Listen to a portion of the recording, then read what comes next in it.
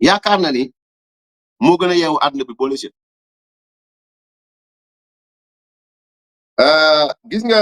Touba ak Kaolack gi mu ne def na fa maa ngi gërëm Aïssatou Ndiafate maire de Ndiafate madame le maire moom dem na nee na dafa dem ci campagne agricole bi et cetera yóbbulu leen solution non oko non ay promesse dafa yóbbu mais il en avait besoin quand même pour la bonne et simple raison que il veut se faire benn visage bu bees il veut se faire benn gis-gis bu bees mais mi ngi nax boppam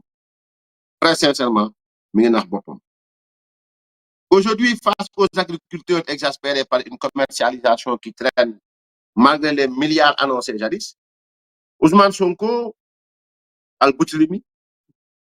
promet une nouvelle politique agricole pour l'année prochaine. Encore une autre promesse. Comme si les calendes grecs avaient déménagé à Dakar. N'est-ce pas une ironie tragique, presque burlesque, de voir ce grand prêcheur de la rupture, ce pourfendeur des régimes passés, courir désormais de point de collecte en point de collecte, rassurant à grand renfort de gestes théâtraux que tout sera vendu. Mais plus tard, le maître illusion excelle dans l'art suprême de la ruse, transformer la science infinie des Sénégalais en réserve inépuisable de crédulité. Hélas, Sénégalais, ne vous leurrez pas. Le temps promis n'est pas pour demain, ni pour après-demain.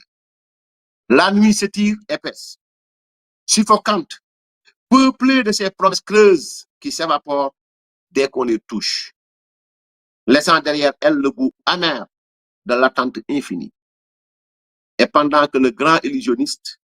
continue son numéro de prestidigitation, 1 milliard par-ci, une réforme repoussée par là,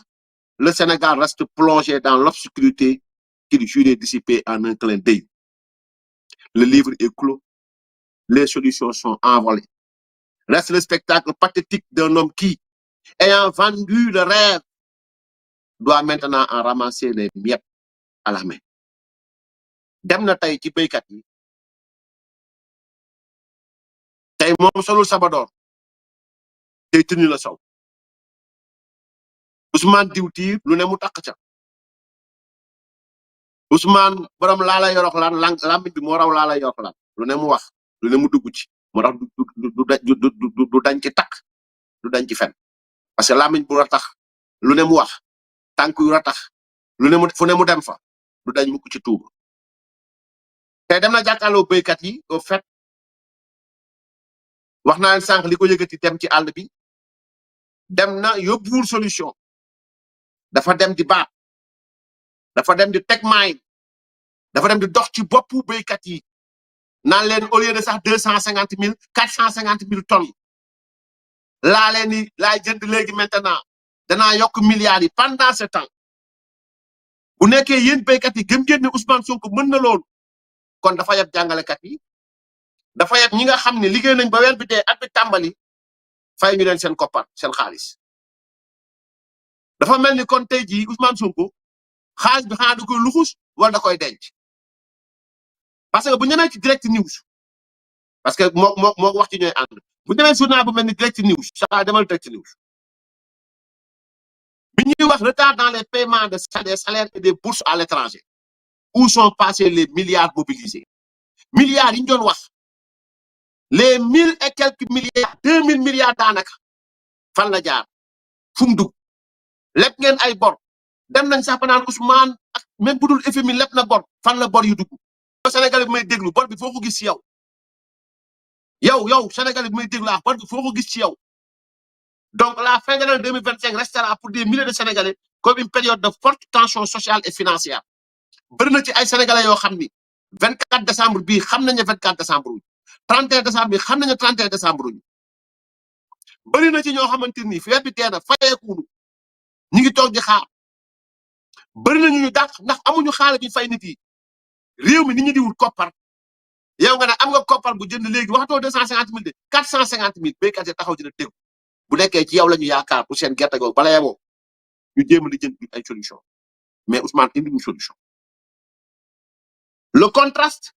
entre l'ampleur des fonds levés et la précarité vécue par une partie significative de la population pose une question centrale sur la gestion de la trésorerie publique et sur la destination réelle des milliards mobilisés. wuute gi mu am ci booy déglu nguur gi milliards par ci milliards par là ñun de démb ak bërki démb buñ mësaan dégg milliards daañu xam ne Macky Sall wàññi na milliards yooyu au moins dugg na ci impôt sur les salaires wàññi na ci mësaan dégg milliards daañu xam ne bourse familiale mi ngi fi mësaan dégg milliards daañu xam ne salaire taxawaalu mësaan dégg milliards daañu xam ne donc couverture maladie universelle mi ngi fi mësaan dégg milliards daañu doon kacal piyaar guy daw tali yu ñuy defar wala nangam sangam ubbi ay chantier yu ubbeeku bâtiment yi di daw ciment di jar fer di jar nangam di jar daan nañ ko gis dans le trait quotidien des Sénégalais mais tey da ngay dégg milliards par-ci milliards par-là et à côté les familles souffrent à côté famille yi nga tasaaroo à côté alal gi kenn gisu ko ñoom ñoo yor alal gi ñooy yëg jet privé ñooy jënd ay oto pour seen député bu nekk 50 millions ñooy takk ñooy ngénte ñooy wayaase kon milliards yi Sénégal yi dégg amul lenn loo xam ne mën na sa toog loxo wala nga dut baaraam pour ne milliards yaa ngi nii amul gisuñu ko dans plusieurs structures publiques et parapubliques les retards de paiement de salaire se sont installés dans la durée. Des entreprises emblématiques comme la Sonaged et l'AIBD ont été citées comme connaissant des difficultés récurrentes dans le versement des rémunérations. Il s'y ajoute que les maîtres et professeurs contractuels n'ont pas encore perçu leur salaire. Milliards yi mu leen dig yéen béykat yi xaw ma ndax mën na amam déet de parce que man vaar laay bañ waaye bu leen ko diggee it bu ngeen ko wane ginnaaw ne leen accam na mel ni 1000 milliards rek yéen béykat yi laay waxoon Ousmane Sonko milliards yi mu leen dig na mel ni 1000 milliards yi mu gisoon ci compte ba milliards yi mu leen dig na mel ni ci yéen milliards yi mu digoon yi mu jiiñoon Mamour Diallo yi mu leen dig na mel ni milliards yi mu jiiñoon Aliou Sall moom bopp bi la yàlla def ay milliards yi fen fi jàkkaarloo nit ñi nag moom buy hésité waxuma laa noonu li ko fils de Macky wax tegal ko haut-parleur bu xonk day maanaam day furta day naaw mais milliards yi mu leen dig selon Direct News boo demee Sonaged mi ngi fa tegee coow moo fa am ci ñàkk fay rémunération yi AIBD aéroport international Blaise Diagne waaye it boo demee ci ñi nga xam ni ñooy maîtres les professeurs contractuels yi ba léegi fayeeku wuñ seen salaire à l'étranger boo demee bitim réew ay junni ci ay doomi Sénégal yu jàngi foofu ci yoroon ay bourse seen fin d'année miti na ci ñoom bourse yi ak aide yi ba léegi ñu ngi xaar parce que kenn versé wu ko dans les délais remplacé par des messages annonçant un paiement à venir sans indication précise sur la date effective. étudiants yeneen bitim réew seen bourse seen aide yi taxaw di xaar teng boobu ñuy xaar moo ne teng gars yi xam nañ teng bi mooy message teng boobu noonu ba ñu liiree gisuñu xaalis de xof non gisuñu ko de xam luñu gis daañu leen fay mais fan yii di ñëw wax boobu la wax béykat yi daañu jënd gerte gi moom dina jeex waaye fan yii di ñëw moom da doon wax ni bu ñëwee il a toutes les solutions yor état jaru stage 2024 ñu soppi réew mi ñaari weer bu ko defee soppi réew mi nangam sangam ñaari at Ousmane ba léegi il conjugue ses verbes au futur et dans un futur improbable ba léegi laa wax Ousmane continue à conjuguer son verbe au futur te léegi da cee rax beneen feem nag waaye mooy ndaanaan kulli fadri mais Ousmane Sonko c'est-à-dire que dans sa communication dama koy déglu yàgg ma leen déglu leen waa ji rek donc dans sa communication xam nga lu mu xewal non ñi fi nekk naan leen ñun war nañu mën a régler réew mi léegi ñooñu ñoo yàq réew mi ennemi réew mi lañ mais Ousmane yaay ennemi réew mi ñun loolu waxuñu ko yaa ko wax yow yaa wax ni ku ñu falati buñ ko may de grâce yaa ko wax suñu wax yaa wax ni li gën a garaaw ci politiciens yi mooy nga wax ba ñu fal la nga ñëw di ñaan de grâce yaa ko wax mu wax baa ngi ci penc mi tege mais Ousmane yëpp nañu ñun opposition yëpp boo xamante ni buy fen ay fanam nag day wut riwaaya ñu ne ulama wu xadis mën a ñëwee ci silsila ñëw ci yax ba dóor isnaad ba wala ñu dóor riwaaya non loolu Ousmane di wax ba ma jëlee silsila bi lay créé nag non ba ma demee ci ministre de l'agriculture wala ministre des finances mooy ngay dégg antiw ba ma leen waxee nangam man ne naa leen nangam mais dama nangam bi ma leen wax parce que opposition bi maanaam parce que ñi fi nekkoon nangam sangam jox riwaaye moom riwaaye affaire donc kat mi ngi ñaan dara de grâce nit yi mais du am fitu ne non ñun mënaguñ ko may leen dara de grâce mais danaan réew mi niñ ko fekkee noo fekkee réew mi Ousmane noo fekkee réew mi yaa ngi fayeeku weer bu dee bu nekk Ousmane yaa ngi jël ay nit yu lay liggéey bañ nañ ko ba primature dafa mel ni palais présidentiel chargé de mission wa ay conseils spéciaux wa ay direction yu bees booy tukki laata jet privé booy tukki laata nangam ngeen di jënd oto yu bees ba pare naan ñun liñ leen fi bàyyi baax paradoxe la mais booy yi muy waxal au fait noonu la mën a waxee ñoom parce que dana na fen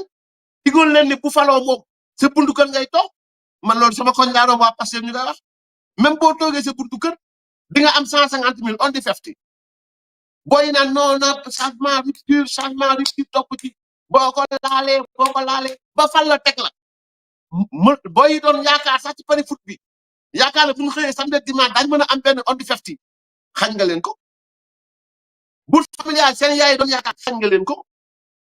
bourse étudiant yi fayee doo ko à temps nanga parti patra dama manoos que nit maître contractuel yi ak PC yi am na si ñu fayee loolu comme ci honnêteté am na ku ma ko wax léegi bon voilà je le dis en passant donc voilà maintenant ça veut dire que yooyu yëpp yaa ko fi doon wax mais dem ba toog tële